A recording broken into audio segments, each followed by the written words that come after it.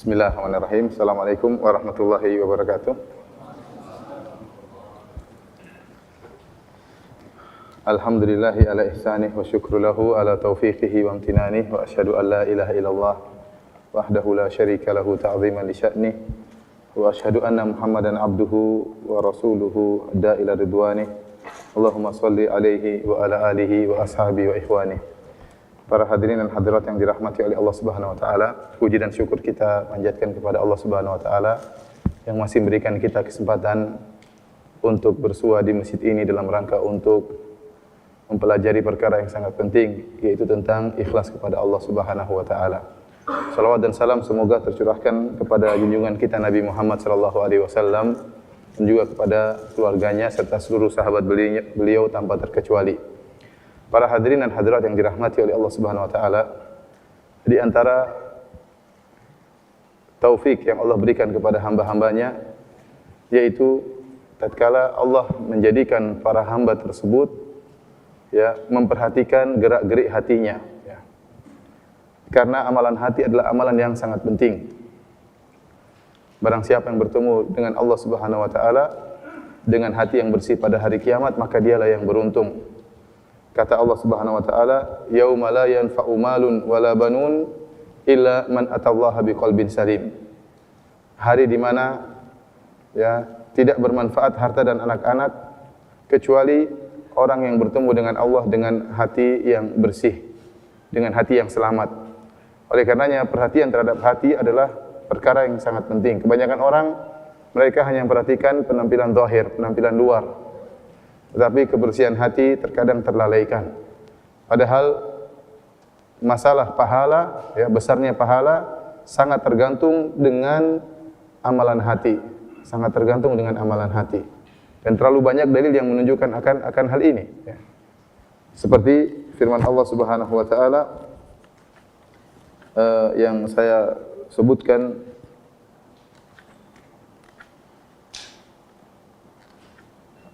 dalam halaman 12, Allah Subhanahu wa taala berfirman, "Lan yanalallaha luhumuha wala dima'uha, walakin yanaluhu taqwa minkum."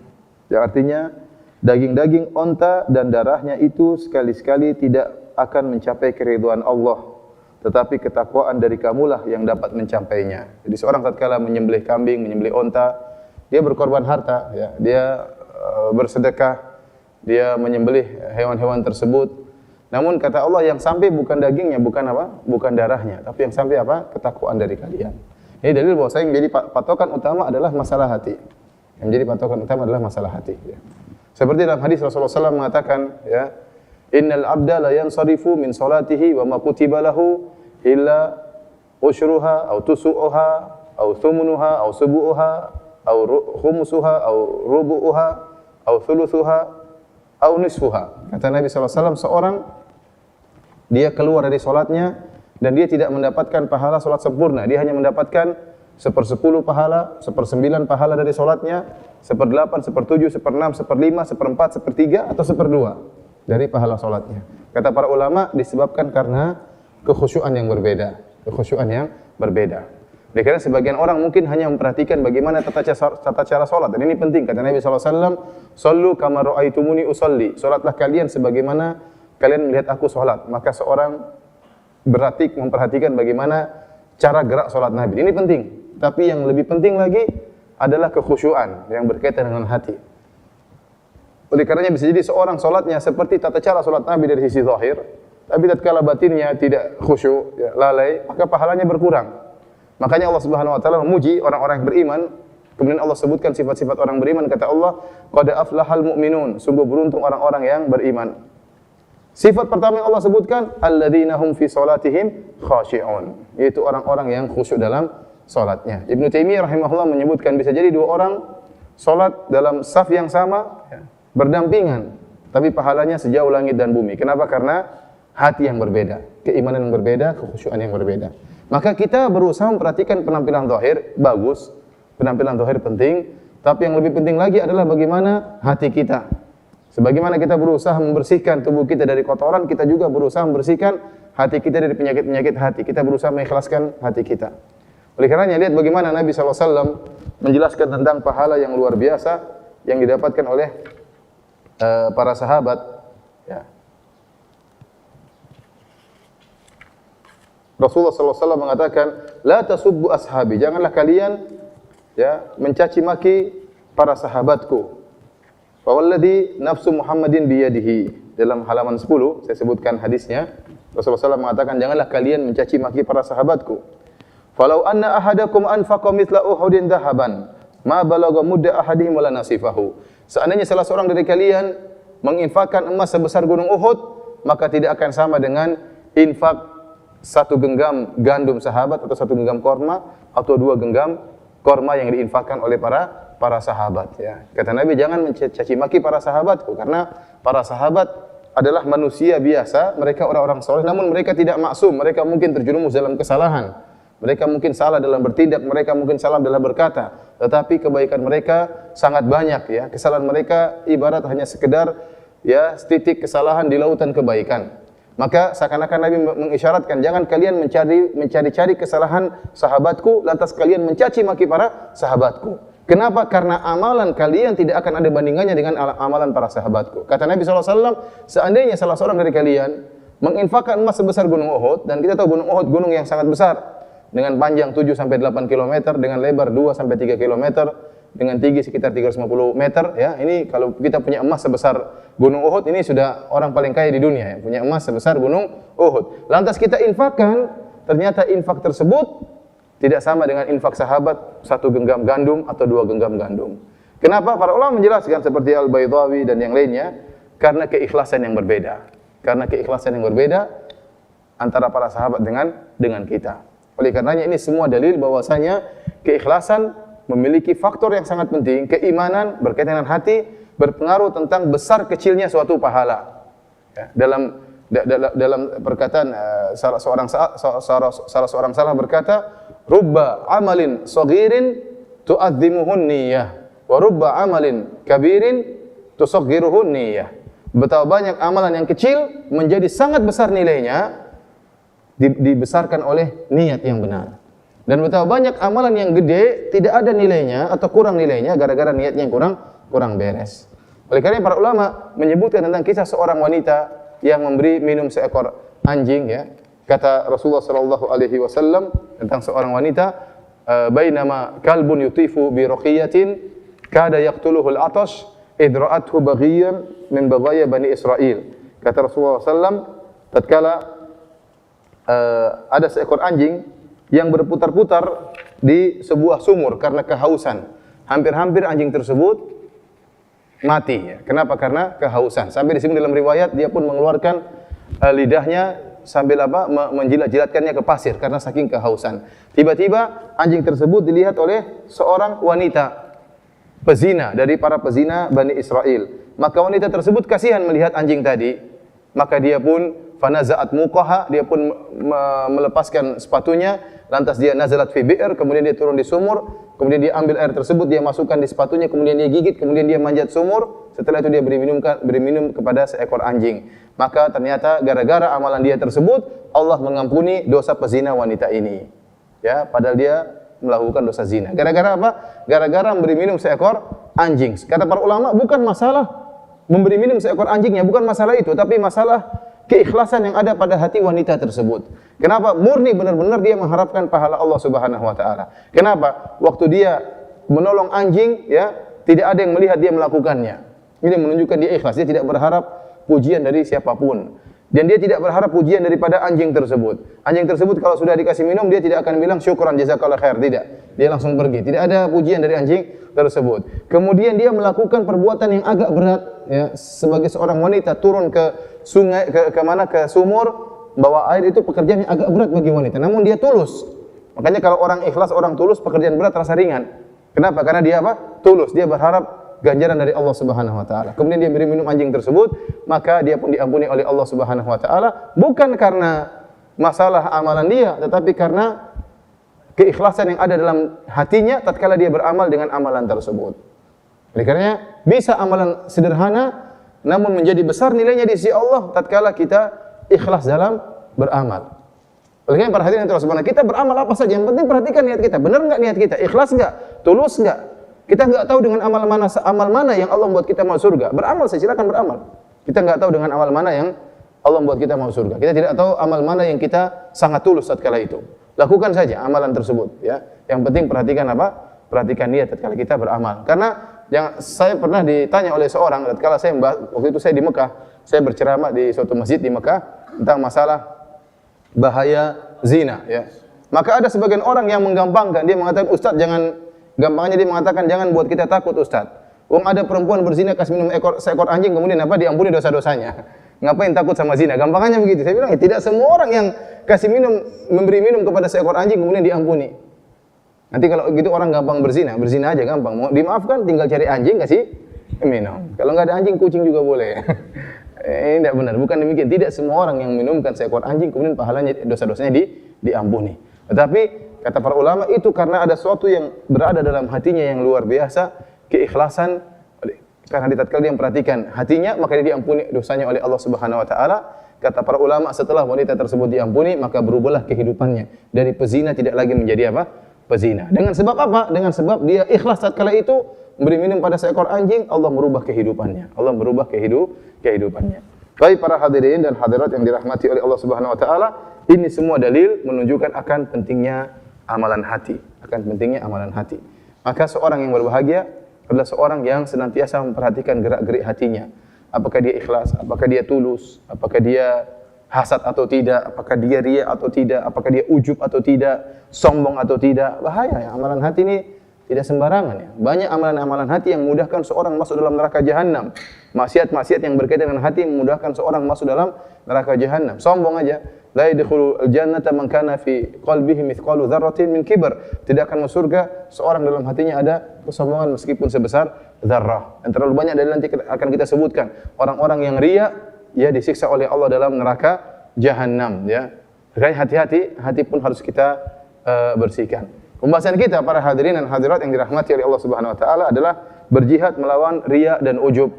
Berjihad melawan riya dan ujub. Dan dua ini adalah penyakit yang sangat berbahaya, penyakit yang menimpa orang-orang yang soleh. Riya dan ujub. Justru yang berhati-hati dengan penyakit ini, riya dan ujub adalah orang-orang yang rajin beribadah, orang-orang yang soleh. Adapun orang-orang yang pelaku maksiat, apa yang mau mereka banggakan ya? Pezina, apa yang mau dia ujubkan? Ya, pemabuk apa yang mau dia banggakan ya. Justru yang terkena penyakit riya dan ujub adalah orang yang memiliki amal soleh yang mungkin untuk dia banggakan, yang mungkin untuk dia ujubkan. Oleh karena para hadirin dan hadirat yang dirahmati oleh Allah Subhanahu wa taala, setiap kita salat, kita berikrar kepada Allah untuk melawan dua penyakit ini, untuk berjihad melawan dua penyakit ini. Tatkala kita berkata, iyyaka na'bud wa iyyaka nasta'in. Ini ikrar dari kita. Ya artinya ya Allah, iyyaka na'bud. Hanya kepada Engkaulah kami beribadah. Dan barang siapa yang mewujudkan kalimat ini, hanya kepada Engkaulah kami beribadah, dia akan selamat dari penyakit riya, kata Syekhul Islam Ibnu Taimiyah. Kenapa? Saya beribadah hanya kepada Engkau ya Allah. Saya tidak berharap pujian orang lain, saya tidak berharap sanjungan orang lain, saya tidak mengharap penghormatan orang lain ya. Saya beribadah hanya kepada Engkau ya Allah. Kemudian wa iyyaka nasta'in. Hanya kepada Engkaulah kami mohon pertolongan ya Allah. Artinya saya mengakui bahwasanya segala keberhasilan yang saya lakukan, kemudian saya untuk beribadah, kecerdasan saya yang miliki, pangkat yang saya dapatkan, seluruhnya semata-mata karena pertolongan Engkau ya Allah. Tidak ada andilku sama sekali, tidak ada andilku sama sekali. Maka barang siapa yang merenungkan akan hal ini, dia akan selamat dari penyakit ujub. Nanti akan kita jelaskan penjelasan yang lebih lanjut. Tapi intinya ayat ini, iyyaka na'budu wa iyyaka nasta'in adalah ikrar kita kepada Allah bahwasanya kita berusaha ikhlas, bebas dari riya, dan kita berusaha ikhlas bebas dari ujub ya. Ikhwani fillah wa akhwati fid din azani Allah wa iyyakum. Yang pertama kita bahas adalah ikhlas yang lawannya adalah riya. Ikhlas yang lawannya adalah riya. Ikhlas ya, saya jelaskan di halaman 17 ya. Dan seterusnya. Ikhlas dalam bahasa Arab diambil dari kalimat khalusa. Khalusa artinya murni. Adapun akhlasa, ikhlas artinya memurnikan. Artinya memurnikan niat dari segala kotoran yang mengotorinya. Memurnikan ibadah semata-mata hanya untuk Allah Subhanahu wa taala.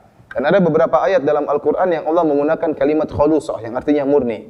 Contohnya firman Allah Subhanahu wa taala dalam surat Az-Zumar ayat 3, "Ala lillahi dinul khalis." Hanyalah bagi Allah agama yang murni. Ya, bahwasanya agama murni hanya semata untuk Allah Subhanahu wa taala. Contohnya dalam ayat yang lain dalam surat Al-Ahzab ayat 50, kata Allah Subhanahu wa taala, "Wa imra'atan mu'minatan in wahabat nafsaha lin-nabi in arada an-nabiyyu ay yastankihaha khalisatan laka min dunil mu'minin."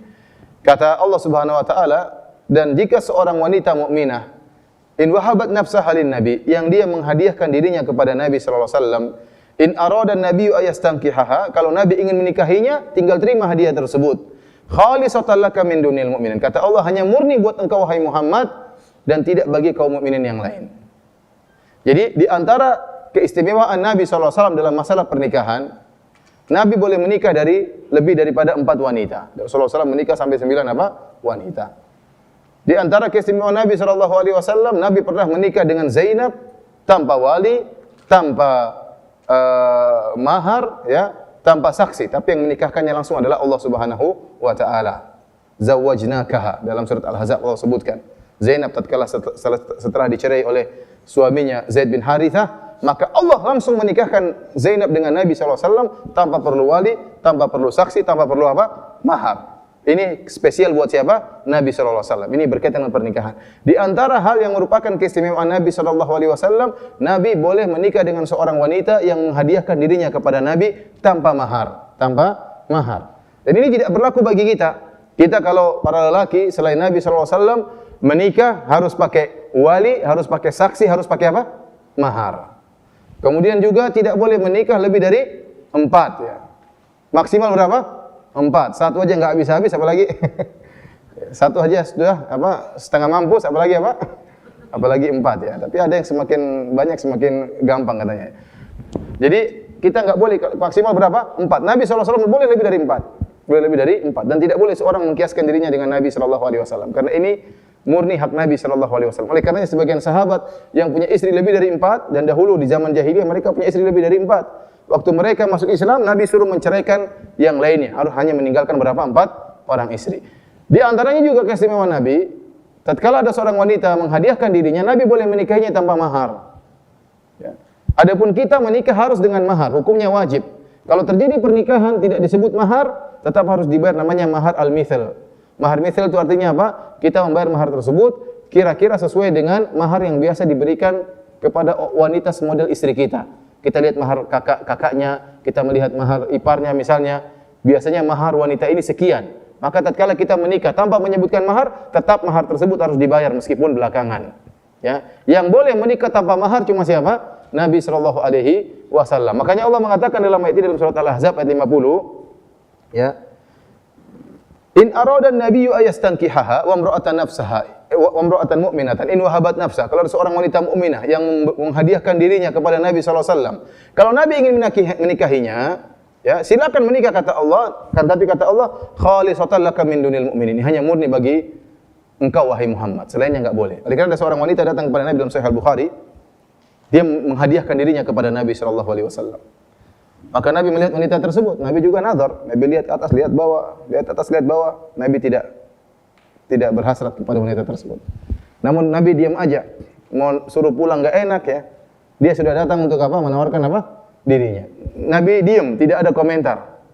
Akhirnya ada seorang sahabat berkata, "Ya Rasulullah, kalau kau tidak mau sama saya aja Rasulullah." Kata Rasulullah SAW, silakan nikahi wanita tersebut. Akhirnya Rasulullah SAW menyuruh lelaki tersebut untuk mencari mahar. Kalau kepada Nabi gratisan, tapi kepada lelaki lain harus bayar apa? Mahar. Maka dia pun pergi mencari mahar, ya.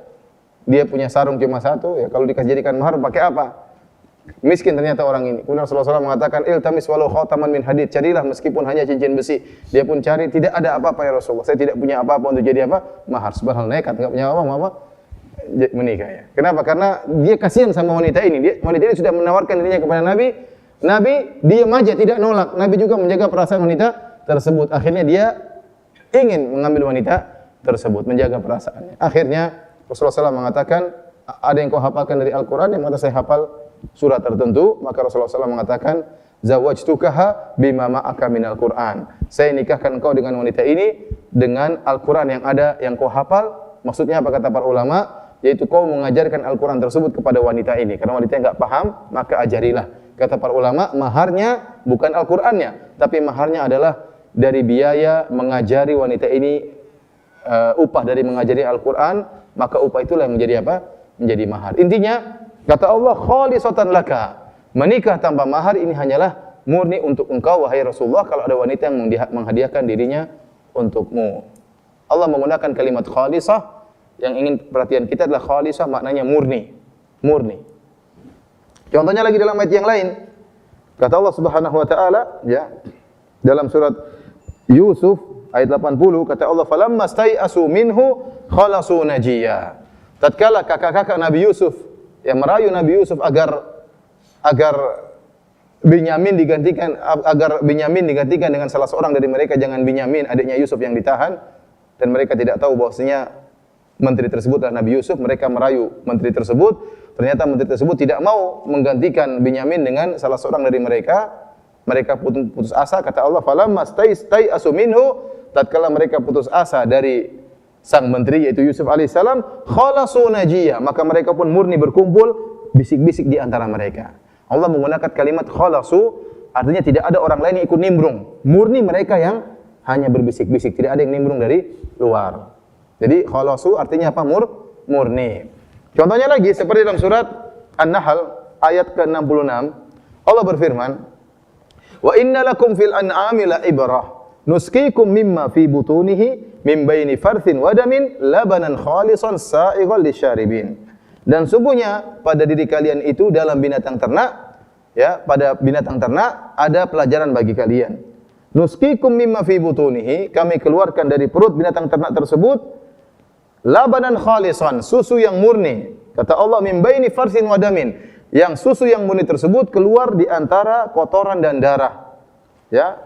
Jadi, kalau kita ingin tahu makna dari kemurnian, keikhlasan, perhatikan ayat ini. Allah menyebutkan Allah mengeluarkan susu yang murni, yang bersih, dikeluarkan di antara darah dan kotoran. Itulah yang namanya murni. Itu namanya ikhlas. Kalau kita melihat susu, kita tidak akan dapati satu tetes darah pun dalam susu tersebut. Dan kita tidak akan dapati satu titik kotoran pun dalam susu tersebut. Itulah susu yang murni. Seandainya susu tersebut ada tercampur dengan setes darah, kita bilang enggak murni, ada kotorannya. Kalau kita melihat susu tersebut ada satu titik, ya, 2 gram, 1 ons misalnya ada kotorannya, kita bilang enggak murni susu ini, ada kotorannya tercampur. Maka itulah maknanya ikhlas, memurnikan niat semata-mata hanya karena Allah Subhanahu wa taala. Semata-mata hanya karena Allah Subhanahu wa taala. Oleh karenanya Allah Subhanahu wa taala tidak menerima kalau ada orang beribadah kemudian niatnya digandakan, tidak murni untuk Allah dan juga untuk selain Allah. Maka inna orang-orang yang melakukan kesyirikan, terjerumus dalam riya. Dalam hadis qudsi, dalam riwayat Muslim, Allah Subhanahu wa taala berfirman, "Ana agnas syuraka anisyirk. Man amila amalan asyraka fihi ma iya ghairi, taraktuhu wa syirkahu." Kata Allah Subhanahu wa taala, aku adalah zat yang paling tidak butuh dengan kesyirikan. Aku tidak butuh dengan syarikat. Barang siapa yang beramal suatu amalan, kemudian dia mengambil syarikat selainku, maka aku akan tinggalkan dia dengan kesyirikannya. Aku tidak akan pedulikan dia. Kapan Allah mengetahui kita beribadah, berharap kepada Allah dan juga berharap pujian dari manusia, Allah akan tinggalkan kita. Allah tidak akan pedulikan kita. Karena Allah tidak butuh dengan syarikat. Allah tidak butuh dengan syarikat. Jadi itulah yang namanya ikhlas para hadirin dan hadirat yang dirahmati oleh Allah Subhanahu wa taala. Dan ikhlas ni pembahasannya luas. Kita ikhlas dalam segala hal, ya.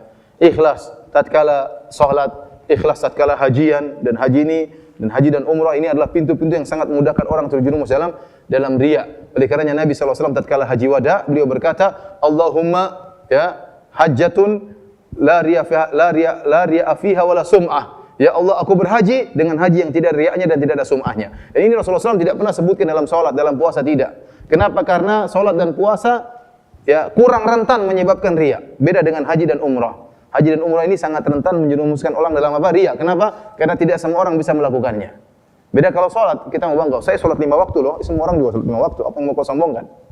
Saya puasa bulan Ramadan loh. Ya, semua orang juga puasa bulan apa?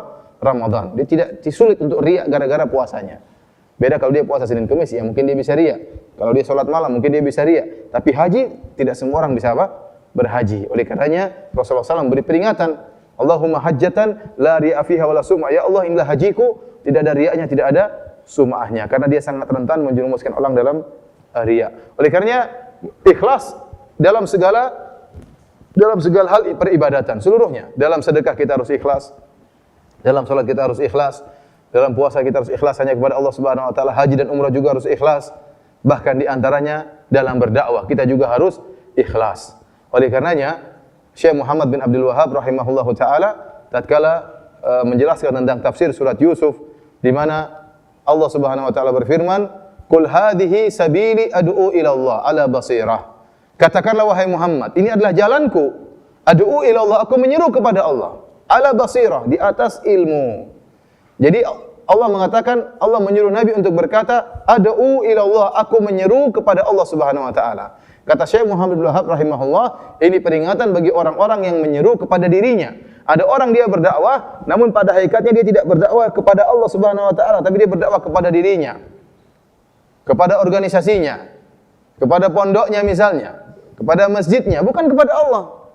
Dalilnya apa? Dalilnya kalau ada ustadz yang lain misalnya berceramah, dia hasad, dia dengki.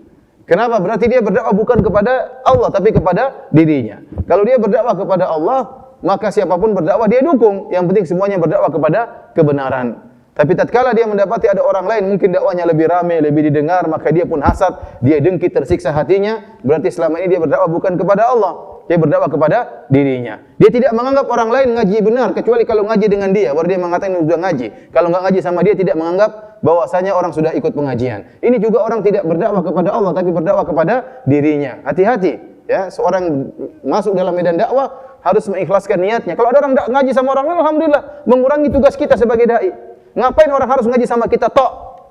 Mau ngaji sama siapa saja, yang penting di atas kebenaran, enggak jadi masalah. Kapan kita menganggap orang hanya dianggap ikut pengajian, kalau ikut ngajian sama kita, berarti kita tidak menyuruh kepada Allah, tapi menyuruh kepada pribadi. Ini hati-hati. Ini berarti kita tidak ikhlas dalam berdakwah. Sama seperti seorang mengadakan pengajian harus lewat kami, harus lewat panitia kami. Kalau tidak lewat panitia kami, tidak dianggap pengajian tersebut. Harus kami yang jadi panitianya. Ini berarti Anda tidak berdakwah di jalan Allah, tapi Anda berdakwah kepada tim Anda. Ini juga tidak benar. Berarti Anda tidak ikhlas. Kalau Anda ikhlas, yang penting dakwah berjalan. Lewat siapa saja, yang penting dakwah berjalan. Alhamdulillah, pengajian ada. Alhamdulillah, tinggal masalah pengaturan saja. Oleh karena itu, maksud saya, keikhlasan itu dalam segala hal. Bukan hanya dalam sholat, bukan hanya dalam puasa. Bahkan dalam menyuruh di jalan Allah juga harus apa? Harus ikhlas. Jangan sampai seorang menyuruh kepada dirinya sendiri. Sehingga mengajari murid-muridnya untuk taklid kepada dirinya, sehingga akhirnya tidak menghargai orang lain, bahkan mencari-cari kesalahan para dai yang lain. Baik para hadirin Allah Subhanahu wa taala,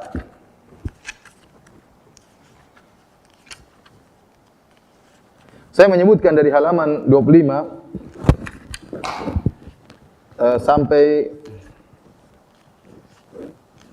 halaman ke-58 ya. Halaman 25 sampai ke-58 adalah tentang faedah-faedah dari ikhlas kepada Allah Subhanahu wa taala. Ya. Intinya apa, saya ingin menyampaikan bahwasanya ikhlas adalah ibadah yang berat. Ya, dan dia penentu membuat pahala menjadi besar. Ya, buat pahala diterima atau tidak, ya. Karena itu ibadah yang spesial, yang berat, maka manfaatnya juga sangat luar biasa. Faedahnya pun sangat luar biasa. Saya sebutkan ada 9 poin tentang keutamaan orang yang ikhlas kepada Allah Subhanahu wa taala. Saya sebutkan secara singkat ya, karena tidak semua ada yang punya buku ya. Saya sebutkan secara singkat. Yang pertama, di antara keistimewaan ikhlas, ikhlas merupakan sebab diampuninya dosa. Ikhlas merupakan sebab diampuninya dosa. Ini telah saya sebutkan tadi dalil tentang seorang wanita yang dia memberi minum kepada seekor anjing. Wanita pezina, gara-gara dia ikhlas memberikan minum kepada seekor anjing, maka dosa zinanya pun diampuni oleh Allah Subhanahu wa taala. Ingat, bukan karena minumkan seekor anjing, itu hanya sebab. Tapi yang paling utama adalah apa? Hati dia, keikhlasan dia tatkala dia memberi minum kepada seekor anjing tersebut ya. Sampai dalam hadis yang lain ya, ada seorang yang dia hanya memindahkan gangguan dari jalan. Dia berjalan di tengah jalan, tahu ada gangguan, dia hilangkan. Dia khawatir ada seorang muslim yang terganggu dengan gangguan tersebut. Gara-gara itu dia diampuni oleh Allah Subhanahu wa taala. Itu amalan yang paling sederhana. Makanya Nabi sallallahu alaihi wasallam mengatakan, "Al-imanu bid'un wa sab'una syu'bah." Iman itu 70 sekian cabang. A'laha kalimatul la ilaha illallah. Yang paling tinggi dari keimanan adalah kalimat la ilaha illallah. Wa adnaha, dan yang paling rendah dari cabang keimanan, imatatul adza 'anit thariq, menghilangkan gangguan dari jalan. Itu amalan yang paling rendah, iman yang paling apa? Yang paling rendah. Namun kalau ada seorang melakukannya ikhlas kepada Allah Subhanahu wa taala, bisa jadi rahmat Allah luas. Allah melihat orang ini ikhlas gara-gara dia pindahkan, ada batu di tengah jalan dia pindahkan, ada kayu dia pindahkan dari tengah jalan, ada paku dia jangan sampai kena mobil orang, dia hilangkan. Kalau dia ikhlas kepada Allah, bisa jadi itu sebab Allah ampuni dosa-dosanya. Sebagaimana datang dalam sebagian hadis, ada seorang menghilangkan gangguan dari jalan, Allah ampuni dosa-dosanya. Bukan karena amalan tersebut sepele. Amalan ini lebih ringan daripada salat. Salat lebih jauh lebih tinggi daripada amalan ini. Namun bisa jadi tatkala dia melakukan amalan ini benar-benar dia tulus ikhlas kepada Allah, dengan sebab tersebut Allah mengampuni dosa-dosanya.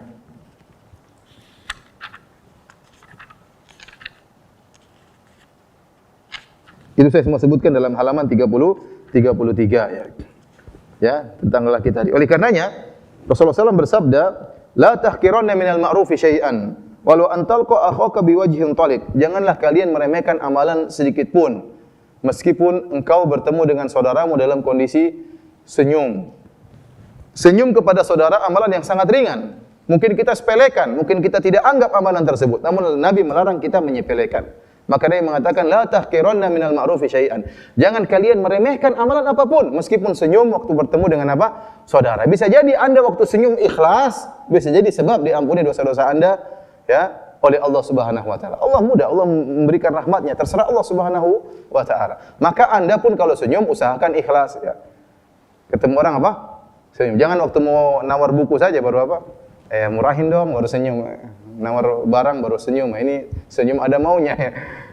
Enggak apa-apa, senyum juga boleh. Itu maksud saya, ketemu dengan saudara berusaha senyum, ikhlas karena Allah Subhanahu wa taala. Meskipun orang yang kita temui tadi bukan orang kaya, bukan orang terhormat, bukan orang apa? Terpandang. Kenapa? Dia seorang mukmin. Saya disunahkan untuk senyum dengan apa? Dengan dia. Karena siapa? Karena Allah Subhanahu wa taala. Meskipun orang ini tidak ada kita harap dunia dari dia, dan dia kita tidak pernah punya hutang budi sama dia, tapi kita senyum kepada dia karena dia seorang mukmin. Selama dia seorang mukmin, dia saudara kita, dan Nabi menyuruh kita untuk senyum kepada sesama saudara mukmin. Dan jangan kita remehkan ibadah tersebut. Kita senyum kepada orang tersebut meskipun dia mungkin tidak balas dengan senyuman yang lebih hangat atau yang sama-sama hangat, atau mungkin dia mukanya cemberut, cuekin aja. Allah sudah catat, malaikat sudah catat bahwasanya kita tersenyum karena Allah Subhanahu wa taala. Kemudian di antara faedah keikhlasan ya, saya sebutkan halaman 35, ikhlas menjaga seorang sehingga tidak terjerumus dalam fitnah wanita. Ya, seorang laki yang ikhlas dalam ibadahnya, suatu saat jika dia terjebak dalam fitnah wanita, Allah akan jaga dia. Dan dalil akan dalil kisah Nabi Yusuf alaihissalam. Ya, Nabi Yusuf alaihissalam seorang yang ikhlas, rajin beribadah kepada Allah. Tatkala dia terjebak dalam fitnah yang luar biasa, fitnah wanita, Allah mengatakan, "Kadzalika linasrifa anhu su'a wal fahsya, innahu min ibadinal mukhlasin." Demikianlah kami palingkan Yusuf dari perbuatan buruk dan perbuatan keji dari zina, ya. Kenapa? Innahu min ibadinal mukhlasin. Karena dia seorang dari hamba-hamba yang terpilih. Dalam tafsiran yang lain, karena dia adalah seorang hamba yang ikhlas. Karena dia seorang hamba yang apa? Ikhlas. Nabi Yusuf kita telah sering disebutkan diuji dengan ujian yang sangat berat, ya. Berduaan dengan seorang wanita tersebut juga sangat cantik jelita, wa ghallaqatil abwab, dan dia sudah menutup pintu-pintu, wa laqad hammat bih, wanita tersebut sudah kebelet terhadap Nabi Yusuf. Allah sebutkan juga wa hamma biha, Nabi Yusuf pun sudah tergerak hatinya, ya. Dia manusia, dia lelaki. Ya, tergerak hatinya tatkala melihat seorang wanita yang cantik jelita, apalagi pintu sudah dikunci seluruhnya, apalagi wanita ini cantik jelita, apalagi wanita ini berias dirinya, ya. Sudah lengkap sarana untuk menjerumuskan Nabi Yusuf alaihissalam dalam kemaksiatan. Namun Allah selamatkan dia. Kenapa? Karena dia ikhlas sebelumnya. Dan ini adalah perkara yang sangat berat. Kenapa? Karena kalau seorang lelaki sudah digoda dengan wanita, saya katakan syahwat, kalau sudah menimpa seorang lelaki atau wanita, kalau masih di awal-awal syahwat, dia masih bisa tepis, dia masih bisa. Tapi kalau sudah syahwat sudah berkobar, bergejolak dalam hati, mustahil dia selamat kecuali diselamatkan oleh Allah Subhanahu wa taala. Kenapa? Kalau syahwat sudah terlanjur bergejolak, sudah terlanjur berkobar dalam dada, maka apapun yang terjadi dia tidak pedulikan. Yang dia inginkan bagaimana dia bisa melampiaskan syahwat tersebut. Lihatlah para wanita tatkala mereka melihat Nabi Yusuf lewat, melihat mereka terpedaya dengan terpesona dengan ketampanan Nabi Yusuf alaihissalam, kata Allah, wa qata'na aydiyahunna, mereka pun potong tangan-tangan mereka dalam kondisi tidak apa? Sadar. Kenapa? Syahwat sudah bergejolak. Sehingga tatkala mereka motong tangan mereka, mereka tidak sadar. Syahwat mereka sudah menggebu-gebu. Makanya seorang tatkala misalnya dia melihat kecantikan seorang wanita, seorang laki, kalau dia lihat sekilas, dia masih bisa menahan syahwatnya. Dia bilang apa? Astagfirullah ya. Tapi kalau dia sudah melotot, dia mengamati dan mendalami, ya repot. Kemudian melihat yang macam-macam, semoga kemudian syahwatnya sudah bergelora, mustahil dia selamat. Mustahil dia apa? Selamat. Ya. Karena apa? Karena seorang laki kalau sudah tergerak syahwatnya, sudah pergi 3/4 akalnya. Tinggal berapa? Tinggal 1/4. Sebagian sudah hilang seluruh akalnya. Ya. Kenapa? Karena syahwat kalau sudah bergejolak, seorang sulit untuk apa? Menghadapinya. Kecuali diselamatkan oleh Allah Subhanahu wa taala. Dan di antara hal yang bisa menyelamatkan seorang dari fitnah wanita adalah keikhlasannya sebelumnya. Keikhlasannya sebelumnya. Oleh karena perhatian Allah Subhanahu wa taala, dia tidak tahu kapan kita digoda oleh seorang wanita. Demikian juga seorang wanita tidak tahu kapan dia digoda oleh lelaki. Ya, fitnah wanita bagi laki, fitnah laki bagi wanita. Namun jika sebelumnya kita ikhlas kepada Allah Subhanahu wa taala, maka Allah akan selamatkan kita dari fitnah tersebut. Ya, tatkala kita di hadapan fitnah tadi. Kemudian orang yang ikhlas yang ketiga akan dinaungi oleh Allah pada hari kiamat, ya, hari yang sangat dahsyat tatkala matahari turun dalam jarak 1 mil, kemudian keringat bercucuran, manusia dikumpulkan ala sa'idin wahid di dataran yang serata, ya, tidak ada tumbuhan, semuanya terbuka sehingga tidak ada yang bisa bersembunyi. La takhfa minkum khafiyah, tidak ada satupun yang tersembunyi di Allah Subhanahu wa taala. Kenapa? Dataran rata, tidak ada gunungnya, tidak ada lembahnya, tidak ada pohonnya, tidak ada pelangnya. Semua orang akan terkumpul dari awal sampai akhir. Semuanya kelihatan. Matahari dalam jarak 1 mil, keringat bercucuran. Di antara orang-orang yang dinaungi oleh Allah pada hari tersebut, ada orang-orang dinaungi di bawah naungan arsy Allah, sehingga tatkala manusia seluruhnya pada kepanasan, mereka dalam kondisi mendapat teduhan dari naungan arsy Allah Subhanahu wa taala. Ada 7 golongan yang Nabi sebutkan, di antaranya adalah orang yang ikhlas. Kata Nabi sallallahu alaihi wasallam, "Rajulun tasaddaqa bi yaminihi fa akhfaha hatta la ta'lama shimaluhu ma tunfiqu yaminuhu." Itu seorang laki yang dia berinfak dengan tangan kanannya, kemudian dia sembunyikan sampai-sampai tangan kirinya tidak tahu apa yang diinfakkan oleh tangan kanannya. Artinya apa? Dia berusaha menyembunyikan amalan yang dia lakukan. Dia tidak ingin mengobral, tidak ingin mengumbar apa yang pernah dia lakukan. Ya, dia sembunyikan seluruh amalan dia. Dan ini adalah kinayah yang sangat indah dari Nabi sallallahu alaihi wasallam. Nabi menyebutkan antara tangan kanan dengan tangan kiri. Kenapa? Karena tangan kiri adalah teman dekat tangan kanan.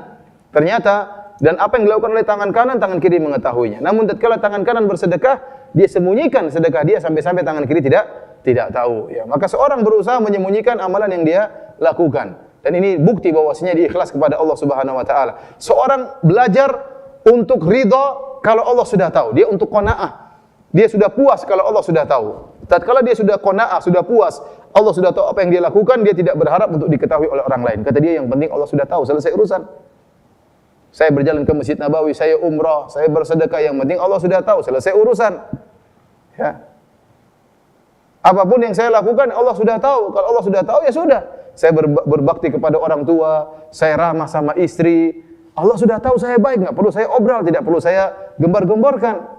Karena tidak perlu kalau kita berbuat baik kemudian kita publish di Facebook. Alhamdulillah hari ini saya beri hadiah kepada ibu saya. Tidak perlu. Ingat, berbakti kepada orang tua amalan yang sangat luar biasa. Tidak perlu Anda publish. Ya. Hari ini alhamdulillah saya cium kening istri saya. Iya, cium kening istri berpahala, tapi tidak perlu apa di publish. Ya. Apalagi bikin cemburu orang lain. Subhanallah. Itu laki-laki dia cium kening istrinya. Saya perempuan tidak pernah dicium sama suami saya. Oleh karenanya para hadirin, maksud saya, kita berusaha menyembunyikan amalan ibadah. Amalan ibadah apa saja yang kita lakukan, ya, apalagi berbakti kepada orang tua, baik terhadap anak istri, tidak usah kita pamer-pamerkan. Allah sudah tahu, ya sudah alhamdulillah. Kita boleh menyebutkan amalan tersebut kalau ada maslahatnya. Di antaranya untuk memotivasi misalnya, atau untuk menghilangkan tuduhan yang tidak-tidak, maka ini boleh. Ya. Misalnya kita sering memberi hadiah kepada ibu kita, tahu-tahu kakak kita selalu sembunyikan hadiah tersebut. Tahu-tahu kakak kita nuduh kita, kamu pelit, punya harta tidak pernah kasih apa-apa sama ibu. Maka saat itu kita bongkar, tidak apa-apa. Itu enggak benar. Saya sering kasih hadiah kepada apa? Ibu misalnya. Jadi dalam rangka untuk apa? Menolak apa? Tuduhan. Contohnya ada orang datang sama kita, kita ini alhamdulillah punya mobil, punya rumah, kamu ini udah punya rumah, punya mobil, enggak pernah hajian. Padahal kita sudah apa? Hajian 5 kali. Misalnya. Maka kita tidak apa-apa, karena itu amalan kita untuk menepis tuduhan. Kita bilang, alhamdulillah saya sudah haji kok. Alhamdulillah. 20 tahun lalu saya sudah haji. Waktu kamu masih miskin, saya sudah haji. Itu tidak apa-apa, tapi jangan bilang saya sudah haji alhamdulillah 5 kali. Ini 5 kali ini riya. Cukup Anda bilang saya sudah apa? Haji. Tidak usah bilang sudah 5 kali. Karena jengkel akhirnya riya. Jangan, saya sudah haji alhamdulillah. Tidak benar, sudah 20 tahun sudah haji alhamdulillah. Sudah menjalankan kewajiban Allah Subhanahu wa taala. Yang 4 kalinya enggak usah disebutin. Itu antara kita dengan siapa? Allah Subhanahu wa taala. Jadi mau saya menyebut amalan kebajikan itu boleh-boleh saja dalam rangka menepis tuduhan atau dalam rangka motivasi, ya. Tapi benar-benar murni motivasi, bukan motivasi sekalian riya, ya.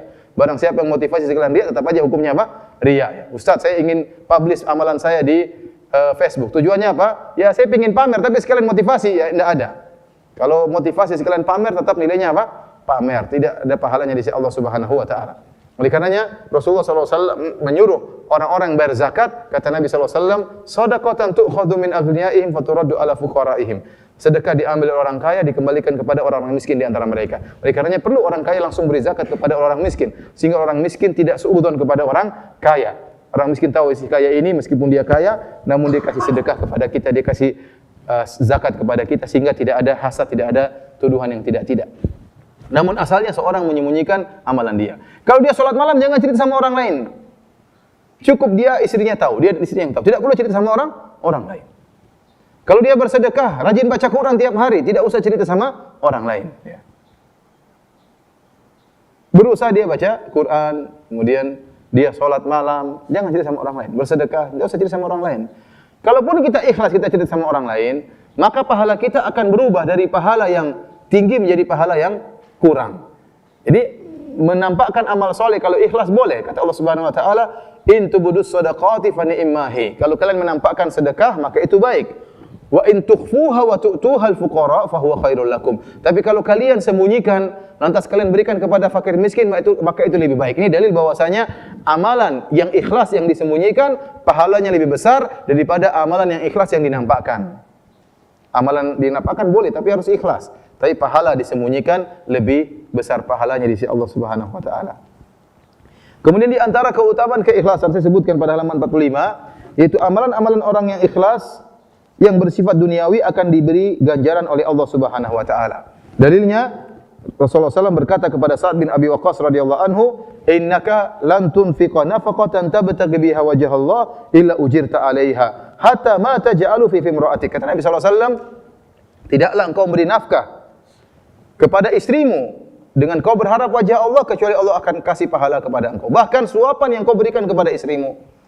Jadi kalau kita ikhlas karena Allah Subhanahu wa taala, saya beri makan, saya cari harta buat istri saya belikan hadiah buat istri saya belikan emas buat istri saya ajak umrah istri saya karena Allah, dapat pahala. Tidak ada yang sia-sia. Bahkan kita suapan nasi kepada istri kita, ini pun dapat pahala jika karena Allah Subhanahu wa taala. Bahkan kata para ulama, posisi suami tatkala memberi suapan kepada istri itu benar-benar permasalahan duniawi. Hampir-hampir akhirat terlupakan. Kenapa? Lagi mesra ini, lagi apa? Lagi mesra, lagi nyuap-nyuapin apa? Kapan Anda suapin istri Anda? Kapan? Kalau lagi apa? Mesra. Kapan terakhir suap istri Anda? Waktu malam pertama saja. 20 tahun yang lalu. Jadi maksud saya, kondisi seorang suami nyuapin istri itu kondisi lagi mesra, hampir-hampir akhirat terlupakan. Kondisi mesra seperti itu pun kalau ikhlas karena Allah dapat apa?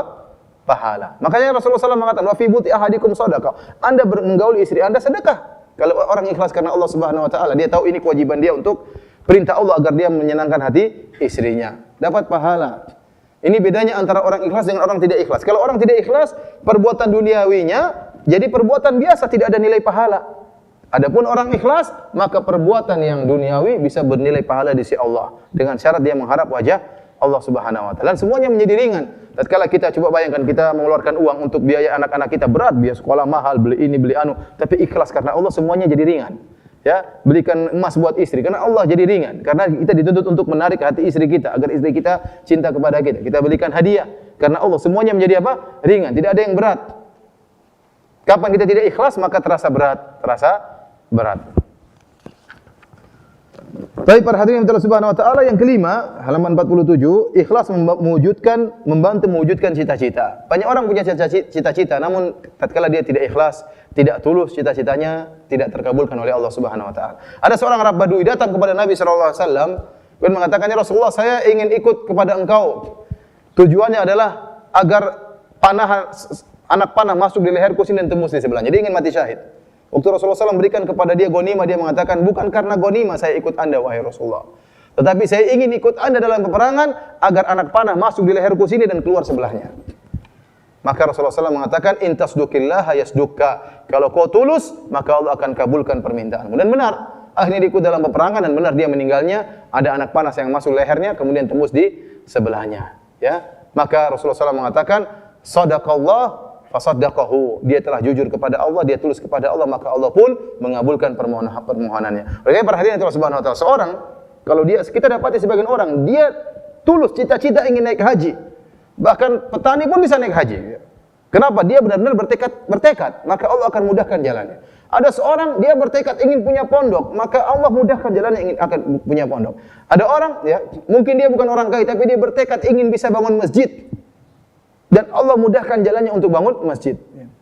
Saya punya peserta pengajian, mau dikatakan murid boleh, dikatakan para peserta kajian karena saya isi kajian rutin di sana ya. Ada seorang TKI supir, rumahnya di Malang. Subhanallah, dia supir, namun dia bisa bangun masjid di mana? Di Malang. Untuk ada supir bangun masjid ya. Jangankan supir ya. Kadang-kadang direktur aja tidak bisa bangun apa? Masjid. Tapi dia supir, dia bertekad untuk bisa bangun masjid dan Allah mudahkan jalannya. Akhirnya dia bukan dapat sumbangan banyak, tidak. Ya, dari gaji dia sisihkan. Akhirnya dengan dia mulai seperti itu, ada yang nyumbang dikit-dikit, majikannya nyumbang dikit-dikit, ada orang jual tanah murah akhirnya bahkan diwakafkan. Kenapa? Dia punya tekad sejak awal dan akhirnya masjidnya pun terbangun sekarang dan dilaksanakan salat Jumat di masjid tersebut. Dan mudah-mudahan saya bisa kunjungi masjid tersebut. Intinya, saya lihat ternyata orang kalau sudah bertekad tulus karena Allah Subhanahu wa taala, Allah akan mudahkan apa? Jalannya. Allah akan mudahkan jalannya. Ini di antara keutamaan ikhlas, Allah akan mudahkan cita-cita orang yang ikhlas.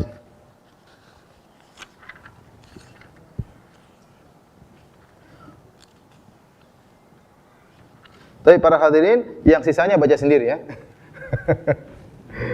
Yang nomor 6 sampai nomor 9 baca sendiri. Baik, kita lanjut pada bahasan berikutnya tentang masalah riya. Dan ini yang topik utama dalam bahasan kita adalah berjihad melawan riya ya. Riya dari bahasa Arab asal dari ro'a yura'i, artinya memperlihatkan. Namun ini sudah menjadi istilah seorang beribadah karena mengharap pujian dan sanjungan ya atau dilihat oleh orang lain. Jadi segala ibadah yang dilakukan untuk disebut-sebut, untuk disanjung, untuk dipuji disebut dengan istilah riya. Ya. Kalau para ulama mengatakan riya adalah ingin dilihat, kalau summa ingin disebut-sebut, ya, ingin disebut-sebut. Dalam satu hadis Rasulullah SAW mengatakan, ya, akhwafu, kata Rasulullah SAW, ya, dalam saya sebutkan dalam halaman 65, kata Rasulullah SAW, ala ukhbirukum bima huwa akhwafu alaikum indi minal masihid dajjal. Maukah aku kabarkan kepada kalian tentang suatu fitnah yang lebih aku khawatirkan menimpa kalian daripada fitnahnya Dajjal? Qulna bala, kami katakan tentu ya Rasulullah. Fitnah apakah itu? Faqala asyirkul khafi. Kata Nabi SAW, syirik yang samar. An yakumar rajulu yusalli fayuzayyinu salatahu lima yarwa min nadhari rajulin. Yaitu seorang berdiri kemudian dia salat, dia bagus-baguskan salatnya karena dia tahu ada orang sedang memperhatikan dia apa? Salat. Ini disebut dengan syirik kecil. Itulah riya.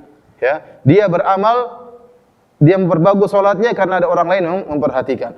Rasulullah SAW mengatakan riya ini lebih Nabi takutkan daripada fitnahnya Dajjal. Kenapa bisa demikian? Karena fitnah Dajjal itu hanya muncul di akhir zaman. Dan fitnah Dajjal itu kalau orang beriman insya Allah selamat dari fitnah tersebut. Ya, meskipun fitnahnya luar biasa. Dajjal mengaku sebagai Tuhan. Dia bisa menurunkan. Kalau dia mengatakan kepada langit, wa ya sama'u amtiri, wahai langit turunkan hujan, langit akan turunkan hujan. Dia mengatakan wa ya ardu ambiti, kalau ada tanah kering dia bilang tumbuhkan tumbuhan, akan tumbuh tumbuhan langsung. Ya. Luar biasa. Bahkan dia bisa menghidupkan yang mati. Ya. Dan sebenarnya Nabi jelaskan bahwasanya tidak ada yang hidup, tapi ada syaitan yang menjelma menjadi mayat tersebut seakan-akan apa? Hidup. Dan dia mengaku sebagai Tuhan dan dia berjalan sangat cepat sehingga banyak orang yang terpedaya dengan Dajjal dan akhirnya beriman kepada Dajjal. Dan ini sangat berbahaya di akhir zaman. Sekarang aja ada dukun krocok-krocok saja banyak orang yang terpedaya. Ya. Ada dukun saja baru bisa menemukan barang hilang, ketemunya sekali, yang 100 barang hilang nggak bisa ketemu, itu saja banyak orang yang apa? Percaya. Ada dukun hanya bisa menyembuhkan satu penyakit yang 500 orang yang mati semua, itu pun banyak orang apa? Percaya.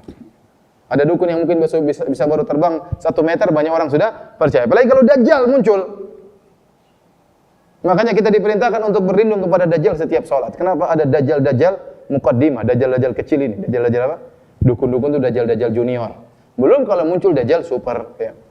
Namun fitnah riya lebih ditakuti oleh Nabi daripada fitnah Dajjal. Kenapa? Dajjal hanya muncul sekali di akhir zaman. Dan yang terpedaya oleh Dajjal hanya orang munafik dan orang-orang kafir. Adapun orang beriman tidak akan terbawa oleh fitnah Dajjal. Berbeda dengan riya penyakit bisa timbul setiap saat. Dan menimpa orang-orang yang beriman. Ya. Oleh karenanya pembahasan tentang bahaya riya perlu kita ulang-ulang. Saya katakan bukan cuma Anda yang perlu diingatkan dari bahaya riya. Para ustadz juga perlu diingatkan. Para dai juga perlu untuk diingatkan, para donatur perlu untuk diingatkan. Ya. Yakinlah bahwasanya amal soleh Anda sebesar apapun, kalau Anda meninggal dunia, maka tidak ada yang bermanfaat. Semua yang ada riyanya akan dipinggirkan oleh Allah. Yang bermanfaat hanya yang ikhlas. Ya, hanya ikhlas kepada Allah Subhanahu wa taala. Oleh karena Nabi khawatir dengan penyakit riya. Karena ini setiap saat bisa menghantui kita, bisa menyerang kita setiap saat. Maka kita harus berjihad melawan penyakit tersebut. Ya. Seorang berdiri, kemudian dia sholat, kemudian dia bagus-baguskan sholatnya, karena dia tahu ada orang yang melihat. Seorang baca Qurannya biasa, namun kadang ada orang dia ingin dipuji, dia bagus-baguskan bacaan Qurannya supaya dipuji oleh orang lainnya. Seorang tertidur, begitu lihat orang lihat dia subhanallah berpura-pura zikir gitu. Sebelumnya tadi gitu tiba-tiba zikir. Karena dilihat oleh orang lain. Seorang ceramah karena dia tahu ada pejabat yang hadir atau ada orang lain hadir, dia bagus-baguskan ceramah padahal sebelumnya dia ceramah tidak seperti itu. Ini semua adalah riya. Seorang imam biasanya dia salat maghrib, rakaat pertama qul huwallahu ahad, rakaat kedua qul a'udzu birabbin nas, begitu ada pejabat datang, rakaat pertama dia ganti jadi dengan surat Al-Baqarah, rakaat kedua dengan surat Ali Imran. Kenapa? Dia ingin pamer bahwasanya dia banyak hafalannya. Oleh karena Allah Subhanahu wa taala, ini semua riya. Ini namanya syirik yang samar, yang menyebabkan ya seorang bisa terjerumus dalam neraka jahanam. Oleh karena Rasulullah SAW mengatakan, "Akhwafu ma akhafu alaikum asyirkul asghar." Perkara yang aku khawatirkan menimpa kalian adalah syirik kecil. Fasa'aluhu, mereka bertanya, apa yang dimaksud dengan syirik kecil? Kata Nabi SAW, ar-riya, yaitu seorang beramal soleh karena ingin dilihat oleh orang lain. Para hadirin yang Subhanahu wa taala, Allah Subhanahu wa taala menyebutkan tentang perumpamaan riya, perumpamaan yang menyedihkan ya, yang sangat buruk. Saya sebutkan dalam halaman 62 di mana Allah berfirman dalam surat Al-Baqarah ayat 264. Kata Allah, "Kalladzi yunfiqu malahu ria'an nas wa la yu'minu billahi wal yawmil akhir. Famathaluhu kamathali safwanin 'alaihi turabun fa asabahu wabilun fatarakahu salda." Kata Allah Subhanahu wa taala, seperti orang yang menginfakkan hartanya karena riya kepada orang-orang. Famathaluhu, dan tidak beriman kepada Allah dan hari akhirat. Perumpamaan orang yang riya, yang berinfak riya, famathaluhu kamathali safwan, perumpamannya seperti batu yang licin. Alaihi turab, di atas batu tersebut ada tanah. Orang yang melihat batu tadi menyangka bahwasanya tanah ini tanah subur. Kenapa? Tanahnya berada, dia tidak, batu yang licin tidak kelihatan, yang dilihat adalah apa? Tanah. Dan orang yang melihat tanah tersebut menyangka kalau ditanam tumbuhan langsung tumbuh. Kenapa? Tanahnya subur. Ternyata tanah subur tersebut hanya fata morgana. Tanah subur tersebut hanya tanah yang numpang di atas batu yang licin.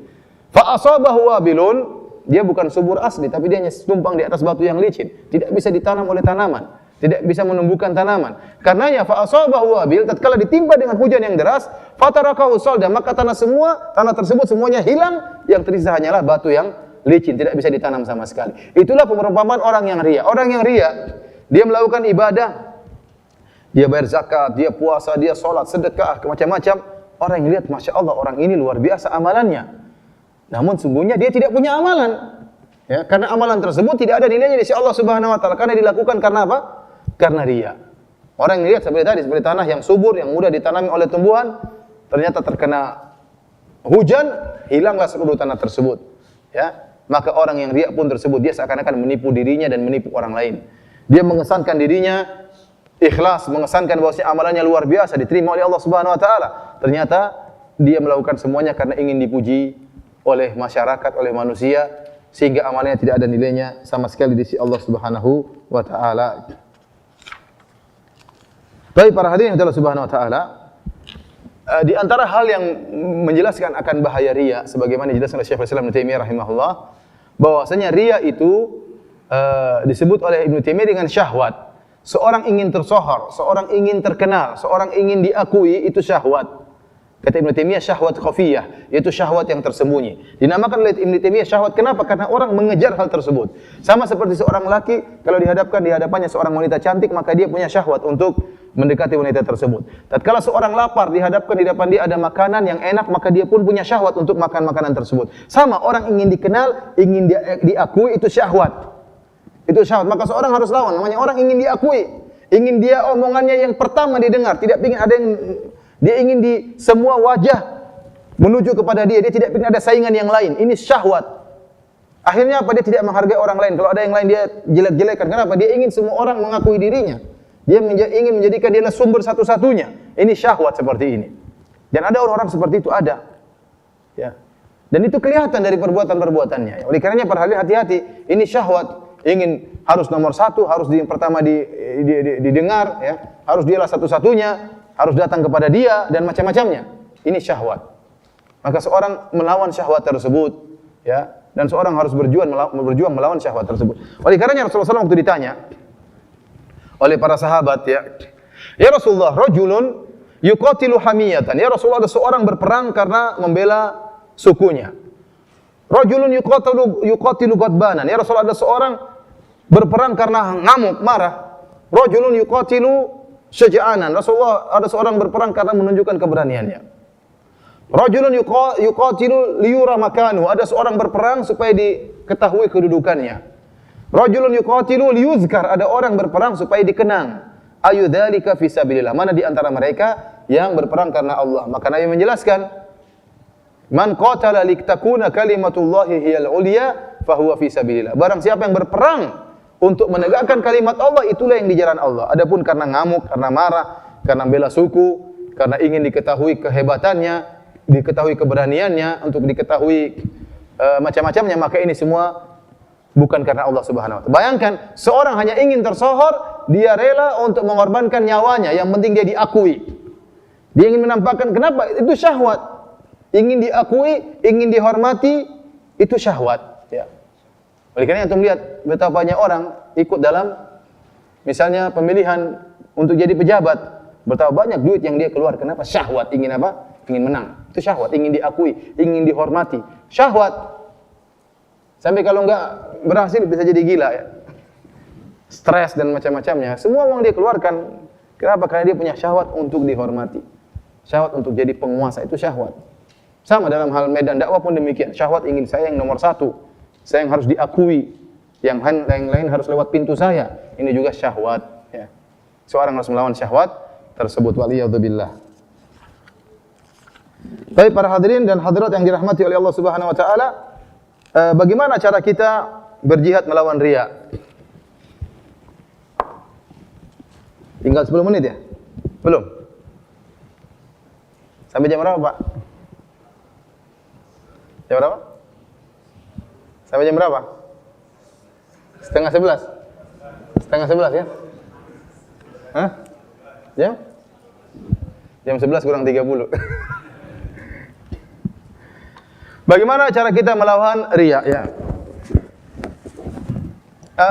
Di antaranya dengan perenungan, ya, pengamatan, perenungan tentang dalil-dalil. Pertama tentang merenungkan bagaimana nasib orang yang riya di akhirat. Orang yang riya nasibnya di akhirat menyedihkan, ya. Menyedihkan. Dalam hadis Rasulullah SAW, hadis yang masyhur, Rasulullah SAW mengatakan, Inna awwalan nasi yuqda yaumal qiyamati alaihi rajulun ustushhid. Orang yang pertama kali disidang oleh Allah pada hari kiamat kelak adalah orang yang mati syahid, ya. Kemudian Allah menghadirkan dia dan Allah ingatkan nikmat yang Allah berikan kepada dia, yaitu dia jagoan, hebat dalam bertempur. Maka Allah bertanya, "Wa ma amilta fiha?" Apa yang kau lakukan dengan nikmat-nikmat yang aku berikan kepadamu? Kata dia, "Qataltu fika hatta stushhid." Ya Allah, aku berjihad sampai aku mati syahid. Kata Allah, "Kadzabta, kau dusta. Walakin qatalta liyuqal annaka jari." Tetapi kau berperang supaya dikatakan kau seorang pemberani. Wa qad qil, dan telah dikatakan. Jadi niat dia untuk dikenal sebagai pemberani, sebagai jagoan, Allah kabulkan. Tujuan duniawi Allah kabulkan. Dia terkenal menjadi jagoan, menjadi pahlawan, mungkin dibangun patungnya sebagai kenangan, Allah kabulkan. Tapi nasibnya di akhirat, tsumma umira bihi fasuhiba ala wajhihi hatta ulqiya finnar. Allah perintahkan malaikat menggeret dia di atas wajahnya sampai dilemparkan dalam neraka jahanam. Ini yang pertama, mati syahid namun karena riya, dimasukkan dalam neraka jahanam. Yang kedua, ustaz yang dimasukkan dalam neraka jahanam. Kata Nabi SAW, rajulun ta'allamal ilma wa 'allamahu. Yang kedua, seorang yang belajar ilmu agama dan mengajarkannya, wa qara'al Qur'an, dan membaca Al-Qur'an. Fa utiya bihi, dihadirkan di hadapan Allah Subhanahu wa taala. Fa arrafahu ni'amahu fa arafaha. Lalu Allah ingatkan nikmat-nikmat yang Allah berikan kepada ustaz ini. Ustaz ini cerdas, hafal Quran mungkin, hafal hadis, pandai berorasi. Ya, kalau enggak pandai enggak jadi ustaz, ya. Kemudian pintar ceramah dan macam-macamnya. Allah katakan, "Apa kau ingat semua itu?" Kata dia, "Saya ingat ya Allah." "Wa ma amilta fiha?" Apa yang kau lakukan dengan nikmat-nikmat tersebut? Kata dia, "Qara'tu fikal Qur'an wa 'allamtu." Ya Allah, aku baca Quran karena Engkau dan aku ajarkan. Aku ajarkan Quran, aku ajarkan ilmu agama karena Engkau. Allah berkata, "Kadzabta, kau dusta, walakin yuqal annaka qari, annaka alim." Tapi kau dusta, kau melakukan semua itu supaya kau dikatakan sebagai seorang yang ahli baca Quran. Wa qad qil, dan telah dikatakan. Kau melakukan semuanya supaya kau dikenal sebagai seorang alim, diakui sebagai ustaz, diakui sebagai orang alim. Dan telah dikabulkan oleh Allah Subhanahu wa taala. Kemudian Allah perintahkan malaikat melemparkan dalam neraka jahanam. Ini bahaya. Yang pertama, berjihad jalan Allah masuk neraka, yang kedua ustaz masuk neraka. Jadi ada ustaz bisa masuk neraka? Bisa, kalau dia tidak ikhlas kepada Allah Subhanahu wa taala. Ustaz saja, apalagi antum, ya. Kemudian yang ketiga, rajulun atahullahu min asnafil kulli. Orang yang Allah berikan kepada segala macam harta, rumah mewah punya, mobil mewah punya. Ya, semua harta Allah berikan, sawah, ladang, istana. Maka Allah bertanya, "Wa ma amilta fiha?" Apa yang kau lakukan dengan harta yang aku berikan kepadamu? Kata dia, "Ma min sabilin tuhibbu an yunfaqa fiha illa anfaqtu fiha." Ya Allah, tidak ada satu jalan yang kau suka aku sedekahkan kecuali aku sedekahkan di jalan tersebut. Ada anak yatim saya kasih, ya Allah, ada orang miskin saya kasih, ada janda saya kasih, ada mahasiswa saya kasih, ada orang santri saya kasih, bangun masjid saya kasih. Untuk dakwah saya kasih, semuanya karena Engkau. Kata Allah, kau dusta, walakin liyuqal annaka jawad. Tapi kau melakukannya supaya kau dikatakan seorang yang dermawan. Wa qad qil, dan telah dikatakan. Lemparkan dia dalam neraka jahanam, lemparkan dalam neraka jahanam. Jadi orang yang riya dipermalukan oleh Allah Subhanahu wa taala. Dihinakan oleh Allah Subhanahu wa taala, ya.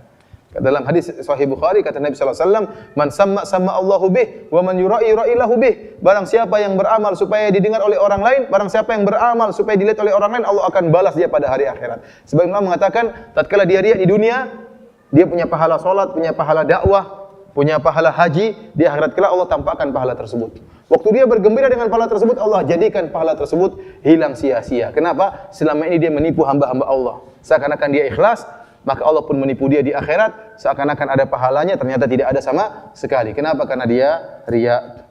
Kemudian Allah juga berkata dalam hadis riwayat Ahmad, Allah berkata, "Idhabu ilal ladzina kuntum tura'una fid dunya, hal tajiduna indahum jazaan." Kata Allah kepada orang yang riya, kamu dulu di dunia cari muka sama pejabat, cari muka sama ustaz, cari muka sama mertua, cari pahala sama mereka, jangan cari pahala sama aku. Carilah pahala dari orang-orang yang kalian riya di dunia. Karena kalian dahulu mengharapkan pujian mereka, maka di akhirat tidak ada pahala, kata Allah. Cari sama mereka. Oleh karena hati-hati kalau antum beribadah hanya karena mencari perhatian pejabat, mencari perhatian misalnya teman, antum nanti disuruh cari pahala sama mereka. Makanya rugi kalau seorang kemudian merendahkan dirinya, meletakkan tempat yang paling dia hormati kepalanya, letakkan di tanah. Ternyata perendahan dia bukan kepada Allah, tapi supaya dipuji oleh manusia lain. Maka tidak ada nilainya di sisi Allah Subhanahu wa taala. Kemudian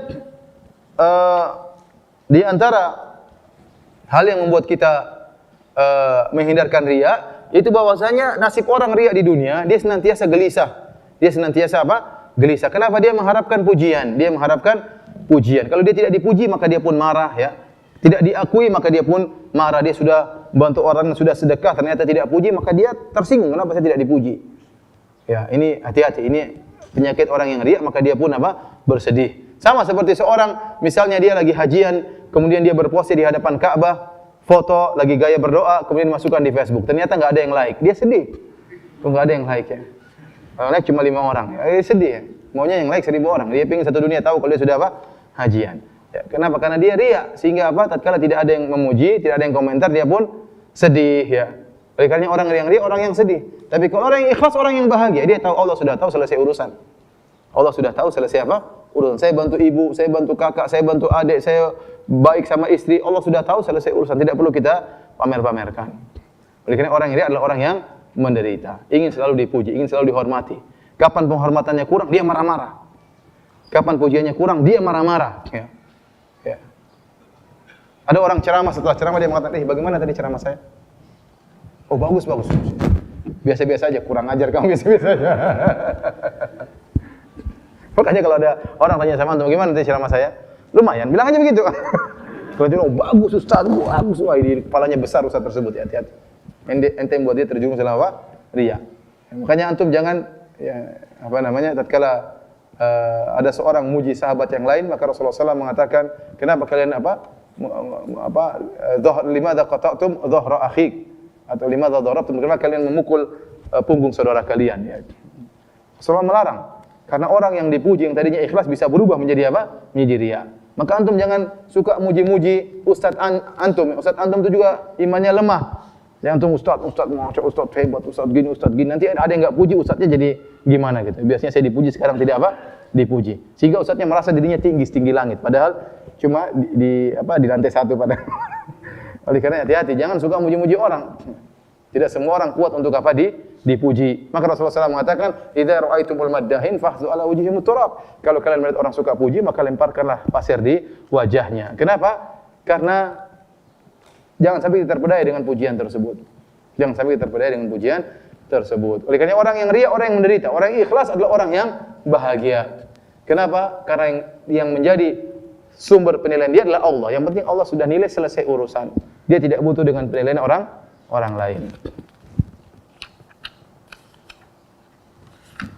Kemudian para hadirin dan hadirat yang dirahmati oleh Allah Subhanahu wa taala, di antara kiat kita untuk bisa ikhlas dan terjauh dari riya, di antaranya berdoa. Doa yang sangat penting. Nabi sallallahu alaihi wasallam mengajarkan, "Allahumma inni a'udzubika an usyrika bika syai'an a'lamu wa astaghfiruka lima la a'lamu." Ini doa yang sangat penting. Ya Allah, aku berlindung kepada Engkau dari kesyirikan yang aku sadari dan kesyirikan yang aku tidak sadari. Sering kita terjerumus dalam riya tanpa kita sadari. Tiba-tiba penyakit riya masuk dalam hati kita tanpa kita sadari. Perlu sering kita mengecek diri kita, ini ikhlas atau enggak? Saya kesini ikhlas atau tidak? Apakah hanya karena mencari pujian? Kalau ikhlas lanjut, kalau enggak perbaiki dulu. Jangan mundur. Perbaiki dulu, berusaha baru lanjut lagi. Ya, karena kalau kita tidak ikhlas, rugi amalan kita. Rugi, sia-sia. Kemudian kalau kita dipuji, kita baca doa. Allahumma la tu'akhidni bima yaqulun. Ya Allah, janganlah kau menyiksa aku atas pujian mereka. Waghfir li ma la ya'lamun, dan ampunilah aku atas dosa-dosa yang mereka tidak tahu. Waj'alni khairan mimma yadhunnun, jadikanlah aku lebih baik daripada apa yang mereka persangkakan. Ini doa yang sangat mujarrab untuk menghilangkan riya. Kalau orang puji kita bilang gitu. Allahumma la tu'akhidni bima yaqulun. Ya Allah, jangan kau siksa aku karena pujian mereka yang mereka tidak tahu hakikat diriku. Waghfir li ma la ya'lamun, ampunilah aku atas apa yang mereka tidak tahu tentang hakikatku. Kita lebih tahu tentang diri kita. Kita tahu maksiat yang kita lakukan. Kita tahu bagaimana malasnya kita salat malam. Kita tahu bagaimana kurangnya kita berbakti kepada kedua orang tua. Kita tahu bagaimana kasarnya kita kepada anak dan istri. Kita tahu bagaimana pelitnya kita terhadap sedekah. Kita lebih tahu tentang diri kita. Maka orang muji kita karena mereka tidak tahu tentang kekurangan-kekurangan kita. Maka kita berdoa, waghfirli ma la ya'lamun. Ampunilah aku ya Allah atas ketidaktahuan mereka tentang kekurangan-kekuranganku. Waj'alni khairan mimma yadhunnun, yang jadikan aku lebih baik daripada apa yang mereka persangkakan. Ini di antara hal yang bisa mendorong kita untuk terselamatkan dari penyakit riya. Kemudian di antara tips juga adalah sering salat malam. Lakukan ibadah salat malam, karena salat malam adalah ibadah yang sangat spesial. tatkala kita sedang berkhulwat dengan Allah Subhanahu wa taala. Tatkala orang-orang semua sedang tidur. Kata Nabi sallallahu alaihi wasallam, "Shallu bil-lail wan nasu niyam, tadkhulul jannata bisalam." Salatlah kalian tatkala orang-orang sedang tidur, niscaya kalian akan masuk surga dengan penuh keselamatan. Seorang yang terbiasa salat malam, mudah bagi dia untuk riya, untuk ikhlas. Mudah bagi dia untuk melawan riya. Kenapa? Dia sudah melatih diri untuk beramal soleh yang lihat hanya Allah Subhanahu wa taala. Dan ini bukan cuma salat malam, yang lain juga. Latih diri untuk ibadah sini. Kalau Anda ingin memberi hadiah kepada orang, untuk memberi sumbangan kepada orang fakir miskin, datang sendiri orang fakir miskin, kasih, kemudian pergi. Tidak usah orang lain tahu. Latih diri kita untuk beribadah tidak ada yang mengetahuinya. Latih diri kita. Di antaranya salat malam. Ya, salat malam sangat penting. Kita berkhulwat dengan Allah Subhanahu wa taala, ya. Namun tatkala siang hari tidak usah cerita, ya. Tadi malam alhamdulillah saya salat 8 rakaat alhamdulillah. Tapi witirnya ketinggalan, Masya Allah. Tidak usah cerita-cerita, ya. Ya qadarullah tadi malam saya biasanya saya 11 rakaat, tadi malam cuma 4 rakaat. Enggak usah bilang-bilang gitu, ya. Enggak usah, ya. Itu adalah pintu-pintu yang membuka riya, ya. Ini di antara hal yang mungkin bisa kita lakukan para ikhwan dan akhwat agar kita bisa terhindar dari penyakit riya. Dan yang terakhir kita akan singgung secara singkat adalah tentang masalah ujub. Ujub, ya, datang hadis-hadis menjelaskan tentang bahaya ujub, ya. Di antaranya saya sebutkan pada halaman 119, ya. Kata Rasulullah SAW, "Thalathu muhlikat." 3 perkara yang membinasakan. Syuhun muta'un, yaitu rasa kikir dan tamak yang ditaati, wa hawan muttaba'un, dan hawa nafsu yang diikuti, wa ijabul mar'i bi nafsihi, seorang ujub dengan dirinya. Di antara 3 hal yang membinasakan. Dalam hadis yang lain Rasulullah SAW bersabda, "Lau lam takunu tudznibun, khasyitu alaikum ma huwa akbaru min dzalik, al-ujub al-ujuba." Kalau kalian tidak pernah berdosa, aku akan khawatirkan menimpa kalian yang lebih parah daripada itu, yaitu penyakit ujub. Seorang yang tidak pernah bersalah bisa terjerumus dalam apa? Penyakit ujub, ya. Bisa terjerumus dalam penyakit ujub. Oleh karena terkadang Allah mentakdirkan kita melakukan sebagian dosa agar kita tidak apa? Tidak ujub. Bahwasanya kita tahu kita bagaimanapun masih punya kekurangan. Yang dimaksud dengan ujub itu bangga dengan diri, merasa pede dengan dirinya. Di antaranya adalah meyakini bahwasanya keberhasilan yang dia dapatkan, bahwasanya dia punya andil dalam keberhasilan tersebut. Makanya tadi saya sebutkan perkataan Syekhul Islam Taimiyah, barang siapa yang mewujudkan wa iyyaka nasta'in, menerapkan wa iyyaka nasta'in yang artinya hanya kepada Engkau lah kami mohon pertolongan, maka dia akan terhindar dari penyakit ujub.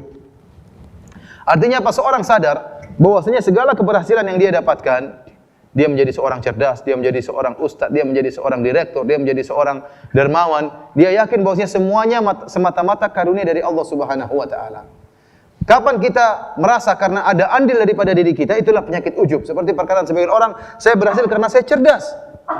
Saya berhasil karena saya cerdas. Saya dulu ranking terus misalnya, dia mengatakan demikian. Kita bilang kau jadi kaya bukan karena kecerdasanmu. Benar, itu ada sebab. Tetapi yang menyebabkan akibat semata-mata hanyalah Allah Subhanahu wa taala. Karena banyak orang yang punya sebab seperti kamu miliki tidak jadi orang kaya.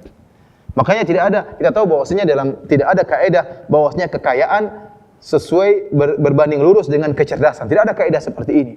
Betapa banyak bos tidak tahu apa-apa tentang ilmu.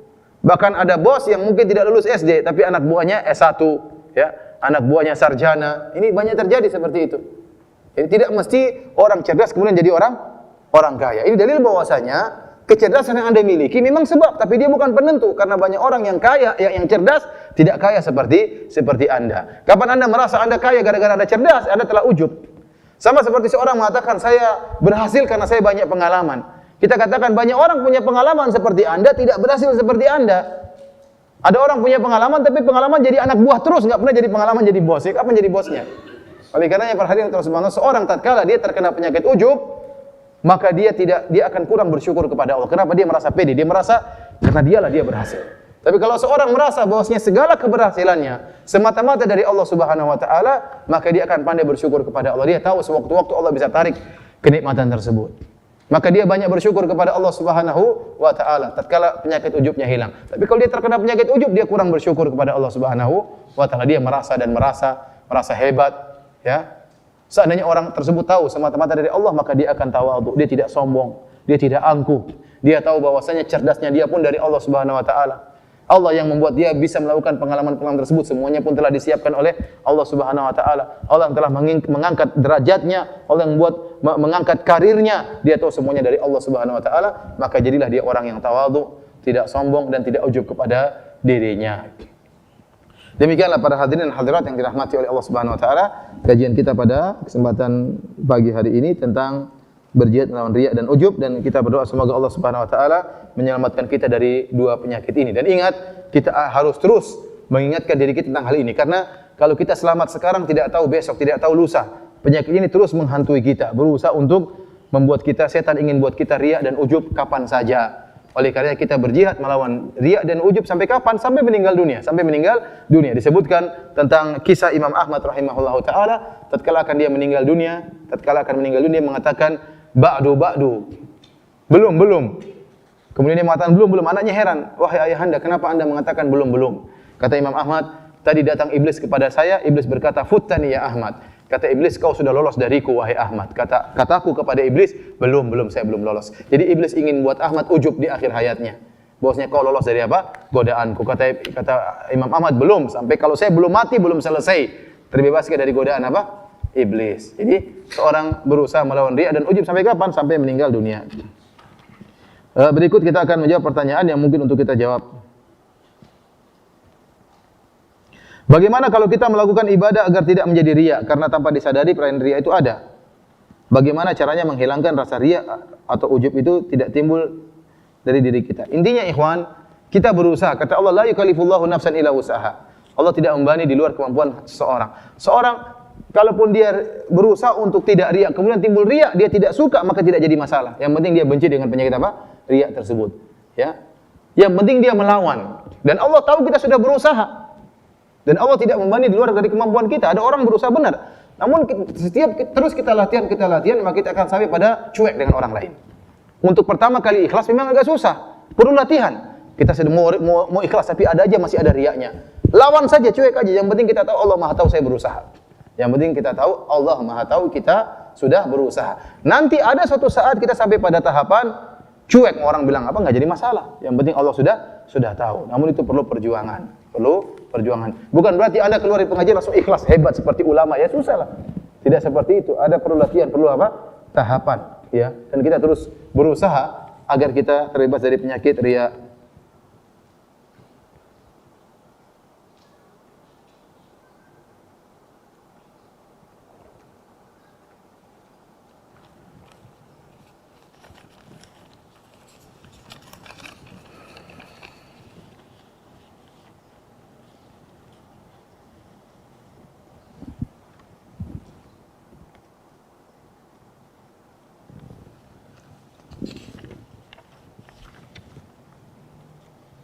Apakah kita bisa mengukur kekhusyuan salat? Bagaimana menghindari rasa ujub atas khusyuk yang mereka telah dicapai? Ya, kita khusyuk itu perkara yang relatif ya.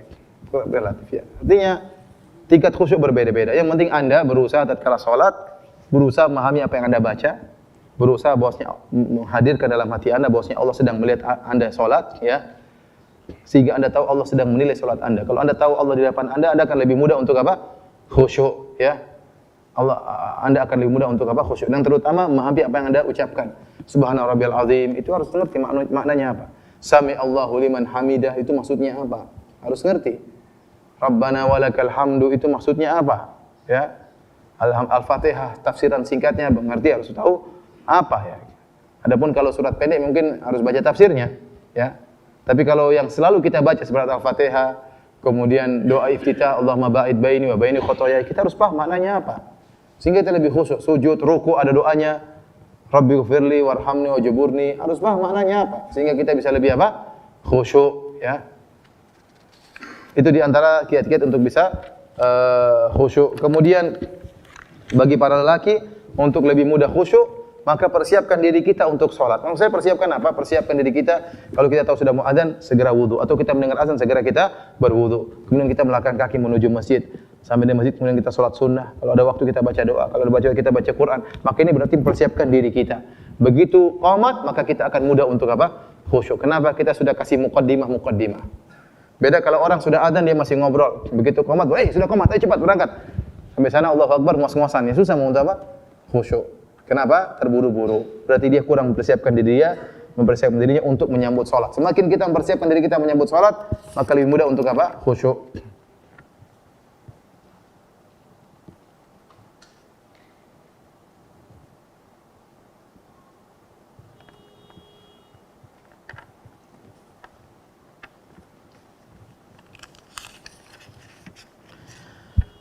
Tadi diceritakan oleh Ustaz perkara wanita pezina yang beri minum anjing. Diceritakan bahwasanya wanita itu melakukan tanpa ada yang mengetahuinya kecuali Allah Subhanahu wa taala. Lalu bagaimana Ustaz tahu bahwa perempuan itu mengambil air menggunakan sepatunya? Ya karena Nabi yang menjelaskan ya. Nabi yang menjelaskan. Yang kasih tahu Nabi siapa? Yang kasih tahu Nabi siapa? Allah. Nabi pun tidak hidup tatkala zaman tersebut. Ustaz, bagaimana kalau kita menceritakan kebaikan dengan tujuan memberikan contoh kepada saudara sama muslim? Apa hukumnya? Boleh, ini bukan riya. Jadi kita mencontohkan, apalagi niatnya untuk agar orang mengetahuinya, untuk diikuti, maka ini bagus. Tapi harus apa? Ikhlas ya. Jangan sampai riya, karena bedanya sangat tipis ya. Dan kalau kita niatnya untuk mencontohkan, sangat bagus. Oleh karenanya para ulama menyebutkan seorang dai atau seorang ustaz terkadang menampakkan amalannya agar dicontohi.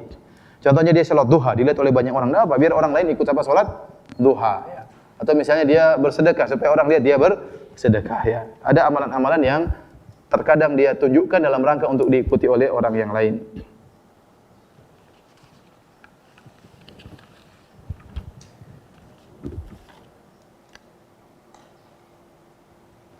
Apakah ucapan atau perkataan saya ikhlas melakukan ini dan itu dapat mempengaruhi amalan hati dalam ikhlas?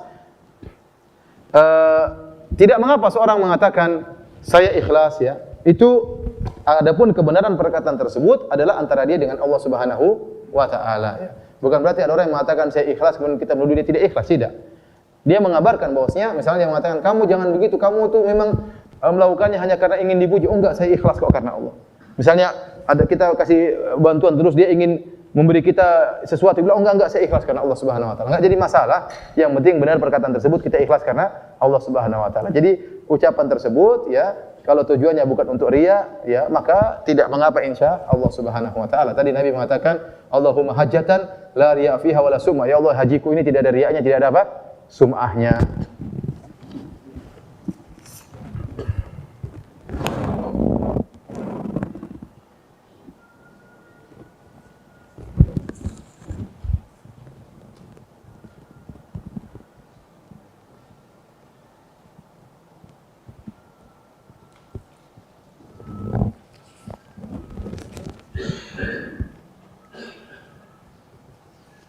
Ini banyak berkaitan tentang masalah bunga, masalah cicilan ya.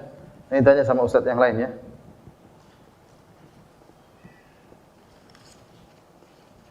Apakah boleh kita mengeluh lelah, capek dan dengan rutinitas sehari-hari di rumah mengurus anak-anak, pekerjaan rumah dan lain-lain kepada suami agar suami juga mau turut membantu pekerjaan istri di rumah? Apakah ini dinamakan tidak ikhlas? Enggak sih, artinya kalau memang berat, enggak apa, kita kan suami itu tempat kita curhat, tempat untuk bekerja sama dalam menjalani kebahagiaan rumah tangga. Tidak apa-apa kita sampaikan, ya. Saya agak capek, ini agak berat, bisa kau bantu? Enggak jadi masalah, ya. Kalau memang itu di luar daripada kemampuan wanita yang biasa, kalau suaminya kemudian ada waktu longgar, insya Allah dia akan apa? Bantu. Tidak dia berusaha ikhlas, namun di luar kemampuan dia.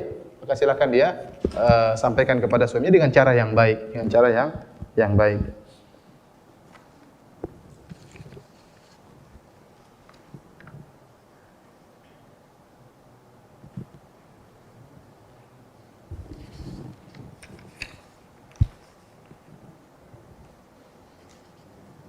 Ustaz, jika saya melakukan sedekah, hati saya biasanya terasa senang setelah bersedekah. Apa itu dinamakan ujub? Tidak. Seorang mukmin adalah seorang yang bahagia jika melakukan amal soleh. Kalau anda setelah sholat malam senang, alhamdulillah itu berarti kebahagiaan Allah berikan. Setelah anda bersedekah, anda diberi kebahagiaan, itu justru menunjukkan anda seorang apa? Mukmin. Jadi seorang mukmin itu menyenangkan amal solehnya dan membuat dia gelisah amal maksiatnya. Itu seorang mukmin. Ya, jadi tidak mengapa. Namanya ujub atau riya itu kalau merasa kita yang andil atau kita yang karena kita, yaitu namanya ujub ya. Kalau bukan karena saya maka tidak bisa, itu ujub seperti itu. Sayalah yang begini, sayalah yang pertama, ini ujub seperti itu. Tidak perlu seperti itu ya. Kita semua kalau tidak ada ente masih banyak orang lain yang Allah siapkan ya. Kalau bukan karena saya ya. Kalau saya tidak dakwah di sini, kalau enggak ada ente pun enggak ada masalah, masih banyak ustaz yang lain yang Allah siapkan. Masih banyak jagoan-jagoan yang Allah siapkan untuk menggantikan posisi anda. Jadi jangan sampai kita mengatakan kalau bukan karena saya ini perkataan-perkataan ujub.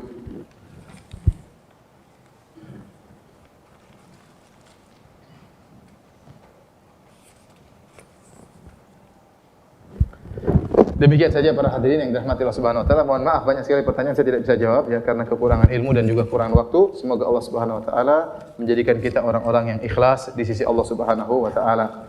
Subhanakallah bihamdik asyhadu an la ilaha illa anta astaghfiruka wa atubu ilaik. Assalamualaikum warahmatullahi wabarakatuh.